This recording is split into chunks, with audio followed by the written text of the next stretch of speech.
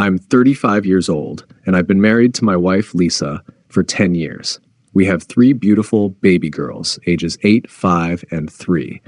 Our life together seemed perfect, at least on the surface. But all of that was ripped apart when I discovered something that changed everything. It began with a simple question from our oldest daughter, Emily.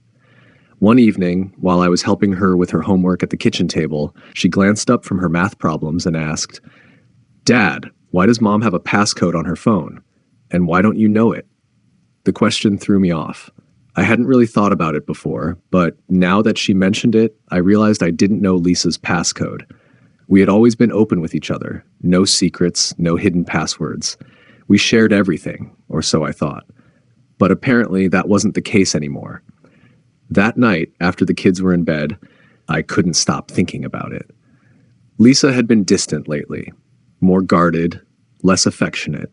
She was always on her phone, even when we were supposed to be spending time together. I'd assumed it was just the stress of work and raising 3 kids, but now doubt began to creep in. I replayed the moments in my mind, her abrupt phone calls, the way she'd shut down when I asked about her day, and those long, unexplained trips to the gym. I started to wonder if there was something I was missing, something beyond the surface of our seemingly perfect life. The next morning, I started paying closer attention. I noticed that Lisa was texting constantly, always with a small smile on her face that she hadn't shown me in a long time. She was spending more time at the gym, too, hours on end.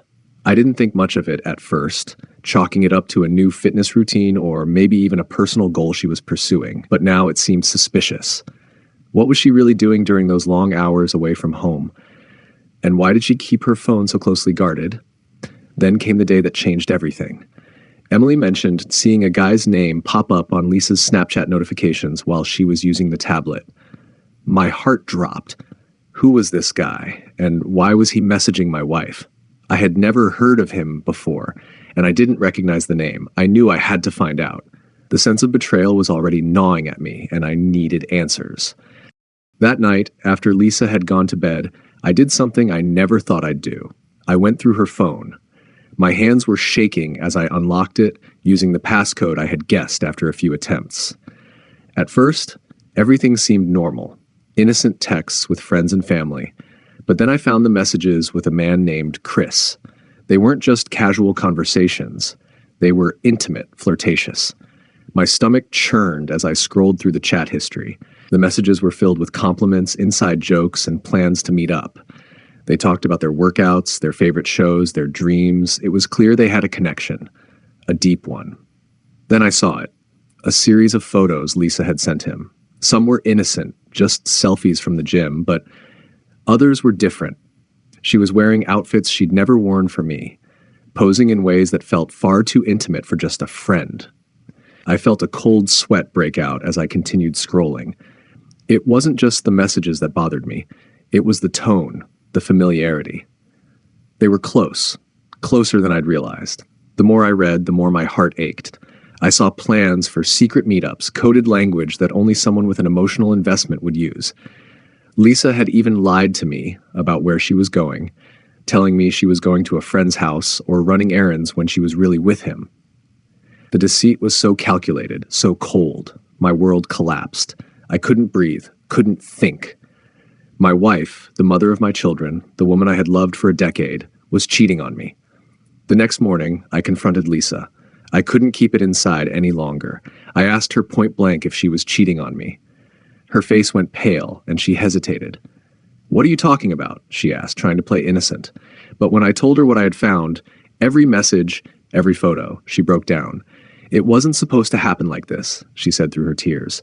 "I never meant to hurt you. I was just so lonely, and Chris, he made me feel wanted again. It started out innocent, just talking, but then we started meeting up, and one thing led to another." Her words hit me like a freight train. The reality of it, the lies, the deception, was too much to bear. I felt like I didn't even know the woman standing in front of me. Her betrayal cut deeper than I could have ever imagined.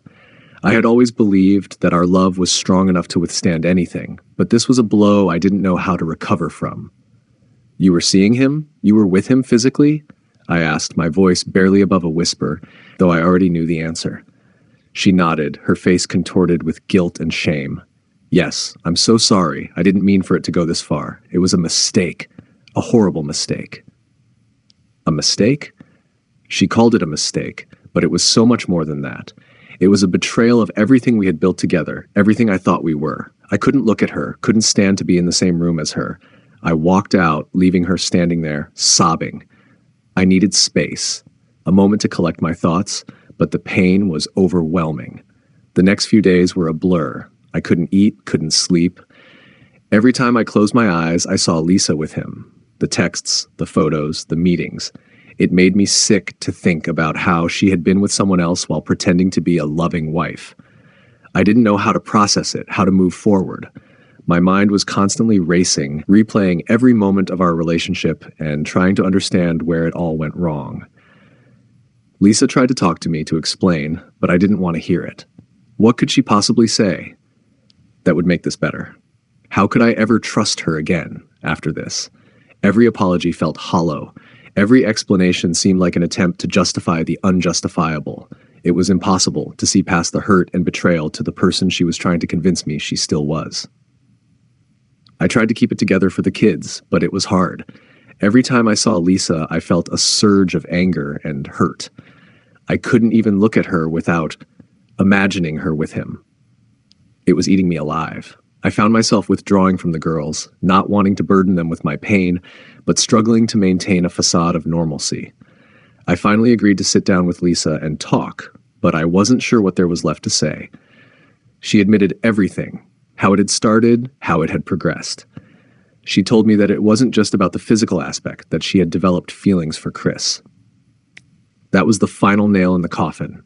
It wasn't just a physical affair. It was emotional, too. She had given a part of herself to someone else, and I didn't know if I could ever get past that. Lisa begged me to forgive her, to give her another chance. She promised to cut all ties with Chris, to do whatever it took to fix our marriage. But I couldn't find it in me to believe her. The trust was gone, shattered into a million pieces, and I didn't know if it could ever be repaired.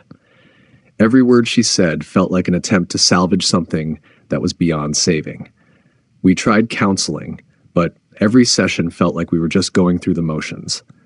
I couldn't shake the images in my mind, the texts, the photos, the meetings. The pain was too fresh, too raw. No matter how much Lisa tried to make amends, I couldn't get over the betrayal. Each therapy session seemed like a reminder of everything we had lost, rather than a path to healing. I started sleeping in the guest room, unable to bear being in the same bed where she had likely thought about him, texted him, or made plans to see him.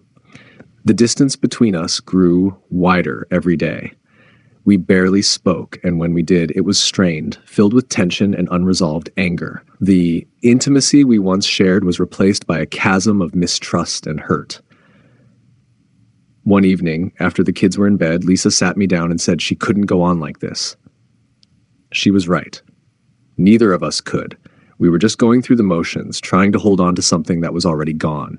We need to separate, she said, her voice trembling. I can't keep hurting you like this, and I can't keep pretending that everything is okay when it's not. I nodded, feeling a strange sense of relief mixed with sadness. Maybe you're right, I replied. Maybe some time apart will help us figure out what we really want. The decision was a bitter pill to swallow, but it was clear that our relationship had become irreparably damaged. The next few days were a whirlwind of packing and explaining to the kids what was happening. We told them that Mommy and Daddy needed some time apart, but that we both still loved them very much. It was the hardest thing I've ever had to do, seeing the confusion and sadness in their eyes, but I knew it was the right decision. Lisa moved out a week later, taking the girls with her. The house felt empty, like a shell of the life we had once shared. I sat in the living room, surrounded by silence, wondering how it had all come to this, how a decade of marriage could unravel so quickly, so completely. In the months that followed, we tried to navigate our new normal, co-parenting, therapy, and awkward conversations about what the future might hold. But deep down, I knew that we were never going to find our way back to each other. The trust was gone, and with it, the foundation of our marriage. Eventually, we filed for divorce. It was the final step in a long, painful journey. I had loved Lisa with everything I had, but love alone wasn't enough to save us. Not after everything that had happened. Looking back, I realized that the signs were there long before I discovered the affair. We had drifted apart, lost sight of each other in the chaos of life. But even knowing that doesn't make it hurt any less. Now, I'm focused on rebuilding my life, on being the best father I can be for my girls. They're my priority now, the reason I keep going. As for Lisa, I don't know what the future holds for her, and honestly, I'm not sure I care. She made her choices, and now we both have to live with the consequences. Maybe one day I'll find peace, find a way to forgive her for what she did.